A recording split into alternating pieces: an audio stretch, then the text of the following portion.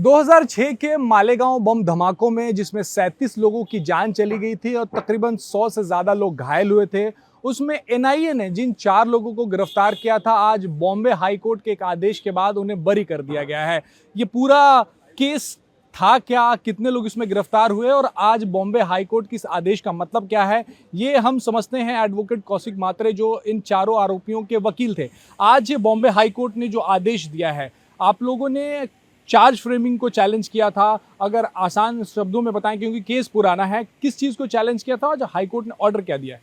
हमने सिर्फ framing of charge को चैलेंज किया था, लेकिन मेरे हाथ में जजमेंट की कॉपी नहीं है, सो मैं बहुत ज़्यादा तो बता नहीं पाऊँगा। And the most important thing is we had a faith in a judiciary, और हमने जुडिशरी के ऊपर फेथ था, जो आज वो फेथ हमारा बरकरार है और जो जुडिशरी ने कंसीडर किया है। सो बहुत डिटेल तो मैं बता नहीं पाऊँगा क्योंकि मेरे पास जजमेंट नहीं है।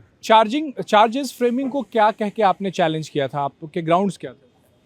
वो फ्रेमिंग ऑफ चार्ज था कि स्वामी असीमानंद जी का जो कन्फेशन था, वो कन्फेशन के बेसिस पे इनको अरेस्ट हुई थी, लेकिन मक्का ब्लास्ट केस और समझौता एक्सप्रेस में वो कन्फेशन को खारिज कर दिया था स्पेशल एनआईए कोर्ट ने। और सिंस दैट जो फाउंडेशन थी वो पूरा डिरेल हो गई थी क्योंकि उसी बेसिस पे इनको अरेस्ट किया गया था। तो वो कन्फेशन स्टेटमेंट को खारिज करने के बाद इनके ऊपर चार्जेस रहते नहीं है, ऐसी हमारी दलील थी। अगर 2006 की बात करें, उस वक्त केस किसके पास था और तब किसकी गिरफ्तारी हुई थी, और वो उन अक्यूज जो शुरुआत में जो जिस एजेंसी के पास इसकी जांच थी, उन लोगों ने गिरफ्तार किया, वो अक्यूज कहाँ हैं? उनको तो बहुत पहले ही शुरुआत में थोड़ा बता पाएं किसके पास केस था, ये जांच था, अगर थोड़ा सा टाइमलाइन। फर्स्ट एटीएस के पास था। एटीएस ने कुछ 9 आरोपी अरेस्ट किए थे। उसके बाद सीबीआई को ट्रांसफ़र हुई थी। सीबीआई ने वो एटीएस की चार्जशीट को कंफर्म किया था और उसके बाद एनआईए ने ये जो नए आरोपी जो थे आफ्टर कन्फेशन, वो इनको अरेस्ट किया था। उन आरोपियों को कब छोड़ा गया और क्या एनआईए ने उन्हें क्लीन चिट दिया था? 2015 में उनको छोड़ा गया। एनआईए के पास जब ये केस आया, तब जो पहले के 9 आरोपी इसमें गिरफ्तार थे, उनको क्लीन चिट दिया गया? उनको क्लीन चिट मिली, उन्होंने कोर्ट में डिस्चार्ज एप्लीकेशन फाइल किया था और उनका डिस्चार्ज एप्लीकेशन अलाउ हो गया था।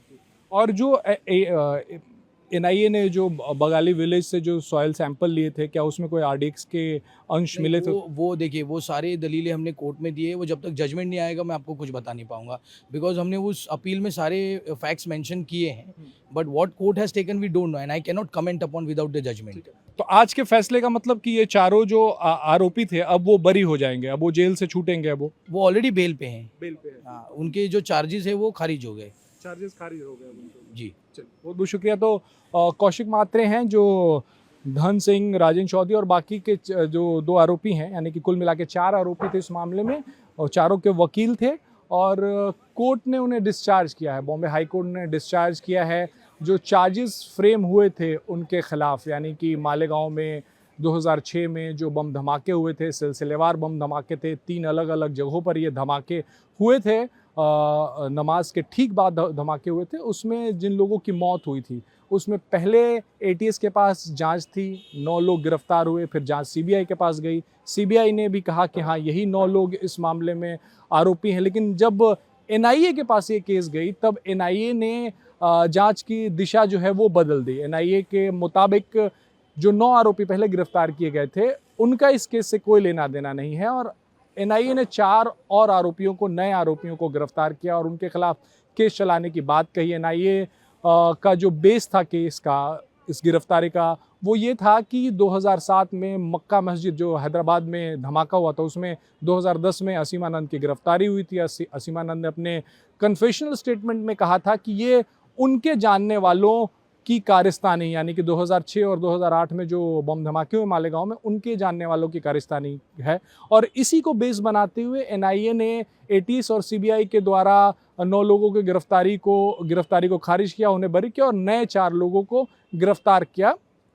लेकिन असीमानंद का जो कन्फेशनल स्टेटमेंट था, जो केस रखा गया, उसमें बताया गया कि मक्का मस्जिद में जो ब्लास्ट की जो सुनवाई एनआईए कोर्ट में चल रही थी हैदराबाद में, उसमें असीमानंद के उस स्टेटमेंट को, कन्फेशनल स्टेटमेंट को रिजेक्ट कर दिया गया था और यही ग्राउंड जो है वो बॉम्बे हाई कोर्ट में चारों आरोपियों के वकीलों ने रखी और हाई कोर्ट ने इनकी बात मांग ली। यहाँ पे मुख्य तौर पर जो चार्जेस, जो आरोप तय किए गए थे इन चारों आरोपियों पर, उसको चैलेंज किया गया था और हाई कोर्ट ने अलाउ किया है उस चैलेंज को, यानी कि जो आरोप तय किए गए हैं उसे खारिज कर दिया गया है।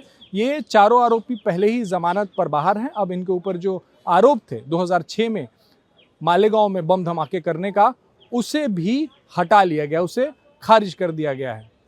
कैमरा रवि बिंद के साथ राजेश कुमार, इंडिया टीवी, मुंबई।